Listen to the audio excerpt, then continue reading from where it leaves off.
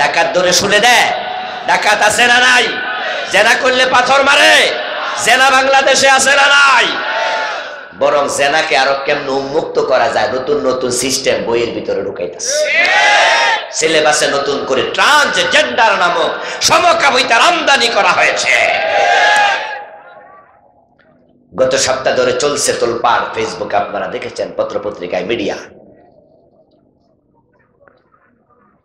Transgender নামে নতুন একটি অপসংস্কৃতির আমদানি বাংলাদেশে করার অপচেষ্টা চলছে। এটা নিয়ে আমাদের আগে কোনো গবেষণা ছিল না, আমরা জানতামও না, দুই একবার শুনেছি, এটা নিয়ে মনোযোগ দেই নাই, এটা আবার কি জিনিস। কিন্তু ইদানিং এটা ক্লাস 7 এর বইতে ঢুকাইয়া দিচ্ছে। কোন জিনিস যখন সিলেবাসে ঢোকে তখন কথা বলতে হবে, ভাবতে হবে। কারণ ক্লাস 7 এ যদি বাংলাদেশের 10 লাখ বাচ্চা পড়ে, তা 10 লাখ বাচ্চার মাথার মাঝে এটা ঢুকে যাবে, ঠিক কিনা? এই 10 লাখ আগামী বছর 7 থেকে 8 এ উঠবে না? তখন আগামী বছর যারা 7 এ, ওখানে নতুন করে আরো 10 লাখ এটা শিখবে। তাহলে কয় লাখ হয়ে গেল? 20 লাখ। তারা যখন 8 থেকে 9 এ উঠবে, তারা আবার 10 লাখ হবে। এরকম করে করে বাংলাদেশের আপামর জনতার ভিতরে এই সমকামী নীতি ঢুকিয়ে দেওয়ার অপচেষ্টা হাতে নেওয়া হয়েছে। এই জন্য বিষয় আপনাদের জানতে হবে। জানার পরে যদি মনে করেন যে প্রতিরোধ করা দরকার, দল মত ভুলে সবাই মিলে প্রতিরোধ করতে হবে। ট্রান্সজেন্ডার হচ্ছে সমকামিতার নতুন রূপ। সমকামিতা মানে ছেলে ছেলে জেনা করা, মেয়ে মেয়ে জেনা করা। হযরত লূত নামে একজন নবী ছিল, নাম শুনেছেন? লূত আলাইহিস সালামের জাতিকে আল্লাহ জমিন সহ উল্টাইয়া দিছে। এরকম ওয়াজ কি কোনোদিন শুনছিলেন? মাশাআল্লাহ শুনেছেন, এটা কোরআনে আছে। ফাজআলনা আলিয়াহা সাফিলাহা, লূত আলাইহিস সালামের জাতিকে আল্লাহ কোরআনে বলেন আমি উপরটাকে নিচ করে দিয়েছি, উল্টাইয়া দিছি। যে জায়গায় আল্লাহ তাআলা জমিন উল্টাইয়া দিছে, জর্ডান নামক দেশে, ওখানে একটা সাগর এখনো আছে যেটার নাম ডেড সি, লুত সাগর। ওই সাগরের মাঝে পানি আছে কিন্তু কোনো মাছ জন্ম নেয় না। ওটা গজবের জায়গা। পুরা অধিবাসী আল্লাহ উল্টাইয়া দিছে।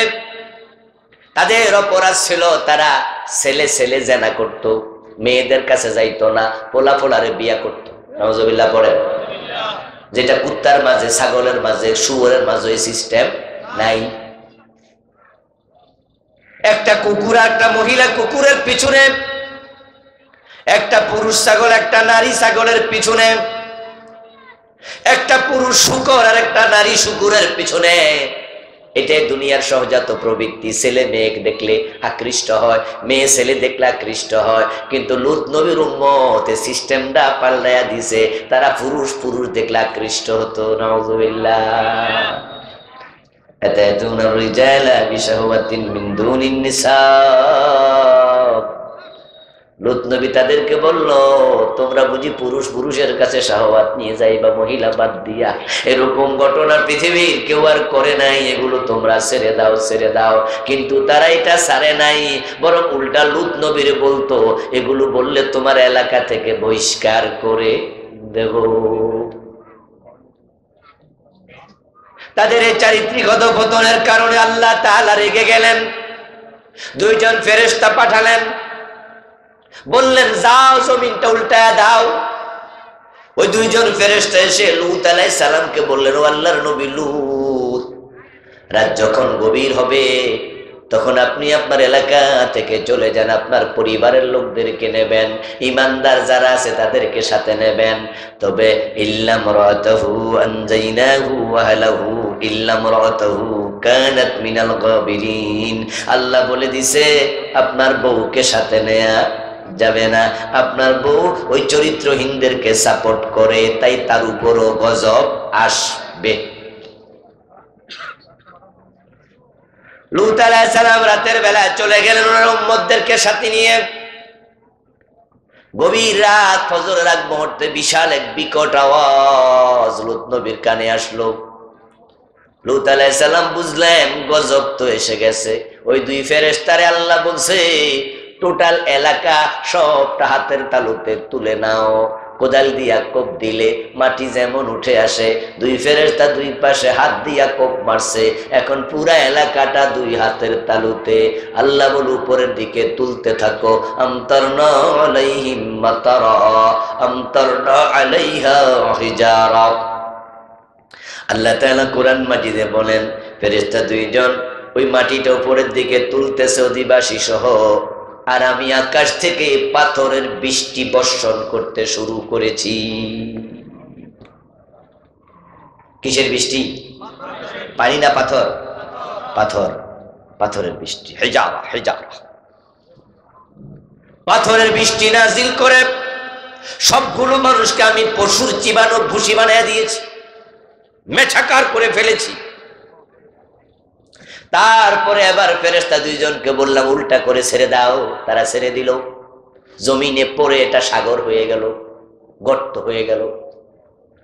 আমার বন্ধু এখন বাংলাদেশে ঢুকাইছে ট্রান্সজেন্ডার, ক্লাস 7 বইতে পাবেন। সেখানে শরীফ শরীফার গল্প নামে একটা গল্প ঢুকাই দিছে। এর মানে হলো শরীফ নামে শরীফা নামে দুইজন ব্যক্তি, শুনতে মনে হয় দুইজন, অথচ দুইজন না। শরীফ হলো একটা ছেলে, কয়দিন পরে সে বলতেছে আমি আর ছেলে না, আমি মেয়ে। লোকজন জিজ্ঞাসা করে কেমনে কি, তুই তো ছেলে, মুখে তোর মোছ আছে, মুখে তোর দাড়ি আছে, কিরে বেটা তোর বুক সমান, বুকের মাঝে ফসম আছে, তুই তো ছেলে, আমাদের সাথে চলস। কয় না না, আমি মনে মনে নিজকে মেয়ে মনে করি, তাই সমাজের লোকেরা আমাকেও মেয়ের স্বীকৃতি দিতেই হবে।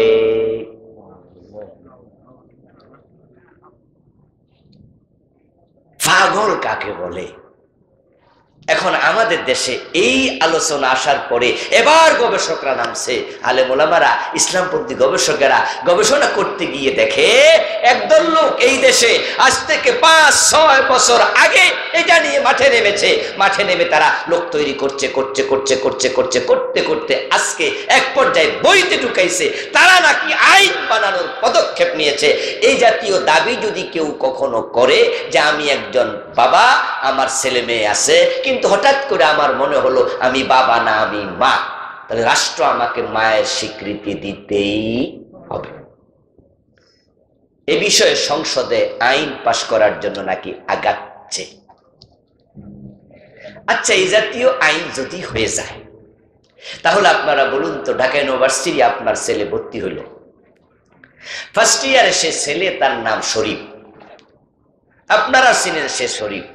সেকেন্ড ইয়ারে উঠা সে ইউনিভার্সিটির ভিসির কাছে গেল, যে বলল স্যার আমি এখন থেকে আর শরীফ না, আমি হইলাম শরীফা, তাই আমি SM হলে থাকবো না, আমি রোকেয়া হলে থাকতে চাই। অথচ বেড়ার দেহের মাঝে পুরুষের যত অঙ্গ সব আছে। এখন সে দাবি করলো, আর প্রক্টর যদি বলে ঠিক আছে তুমি রোকেয়া হলে থাকো, তো মেয়েদের হলে থাকলে এখন এই বেড়া অন্য মেয়েদেরকে জেনা করা, দর্শন করার সম্ভাবনা আছে না নাই? এটা একটা প্রবলেম। দ্বিতীয় প্রবলেম হলো, যদি কোনো মেয়ে নিজেকে ছেলে মনে করে তাহলে রাষ্ট্র তাকে ছেলের স্বীকৃতি দিতে হবে। আইন যদি হয়ে যায়, বাপ মারা গেলে যখন সম্পদ ভাগ করবে তখন বোনেরা আইসা দাবি করবে আমরাও কেউ মেয়ে না, আমরাও ছেলে, তখন তো সম্পদ সমান দেয়া লাগবে।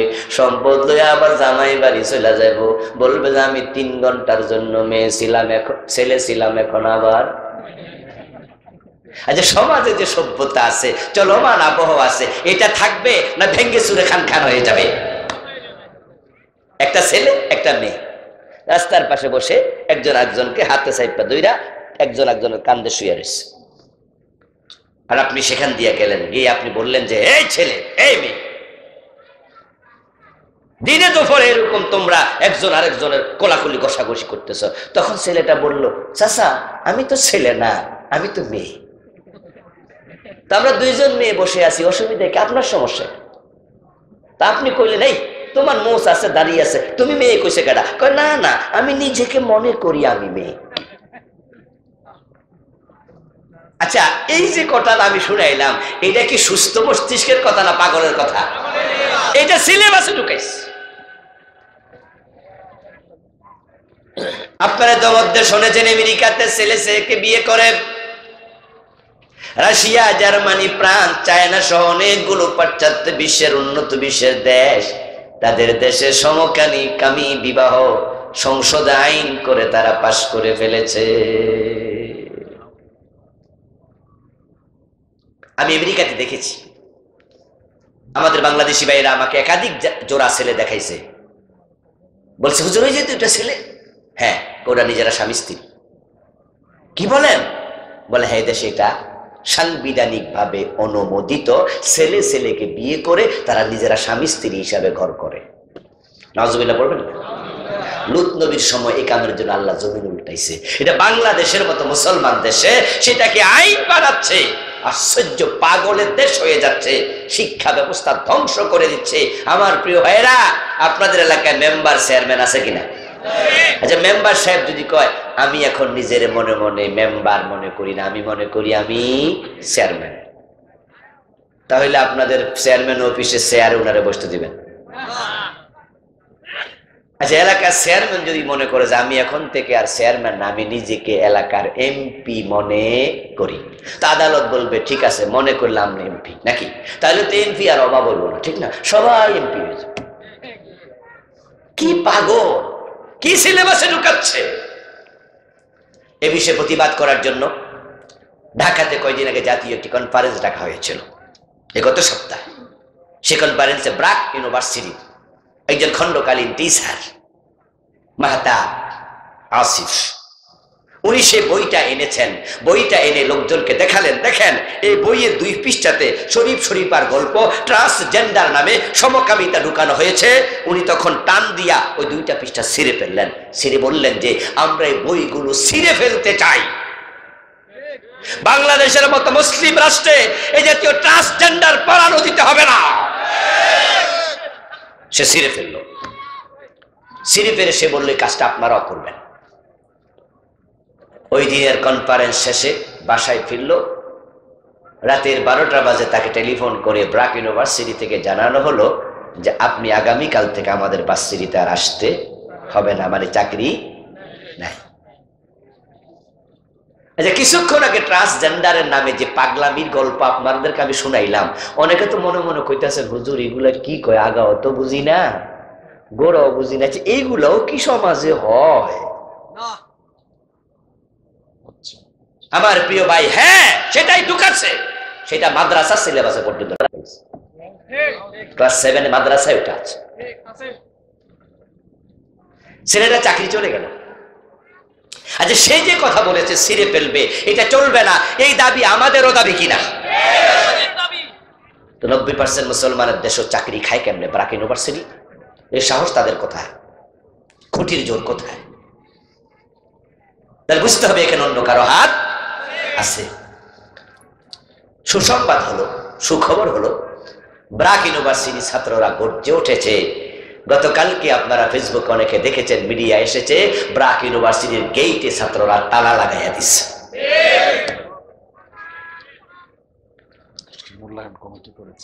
আলহামদুলিল্লাহ।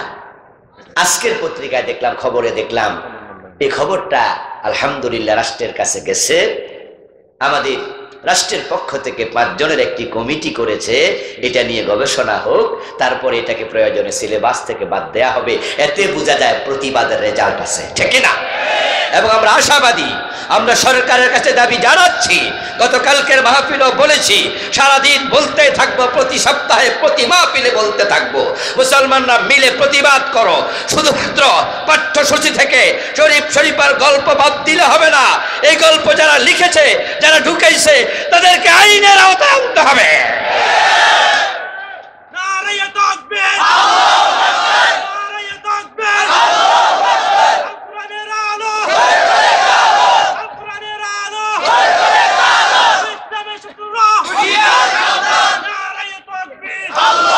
আপনারা এগুলো বুঝবেন, দিস ইজ ইসলাম।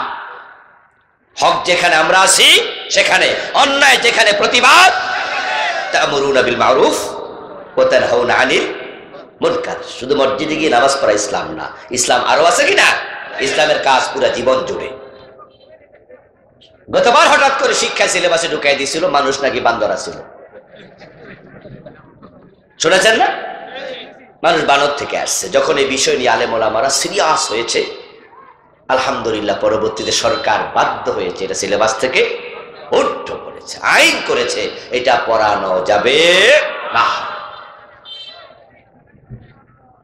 এখন আমাদের প্রশ্ন হলো, শুধুমাত্র সিলেবাসে উদ্ভট বিষয়গুলো ঢুকলে বাদ দেবেন এটাই হবে না, ভবিষ্যতে আইন করতে হবে। বই যারা লিখবে, বই যারা বানাবে, আজে বাজে উদ্ভট লিখলে তাদেরকে জেলে দেওয়ার বিধান রাখতে হবে।